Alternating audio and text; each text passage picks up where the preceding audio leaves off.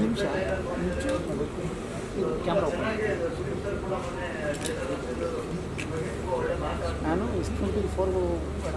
ಅದೇ ಒಂದು ಸಿನಿಮಾಗೆ ಇಷ್ಟು ಶ್ರಮ, ಇಡೀ ತಂಡ, ಆಮೇಲೆ ಟೆಕ್ನಿಷಿಯನ್ಸು, ಮೇಕಪ್ ಡಿಪಾರ್ಟ್ಮೆಂಟು, ಎಲ್ಲ ಡಿಪಾರ್ಟ್ಮೆಂಟ್ ಸೇರಿ ಒಂದು ಸಿನಿಮಾಗೆ ಅಷ್ಟು ಶ್ರಮ ಹಾಕಿರ್ತಾರೆ. ಆಮೇಲೆ ತುಂಬಾ ಜನರು ಲೈಫ್ ಇದ್ರ ಮೇಲೆ ಡಿಪೆಂಡ್ ಆಗಿದೆ.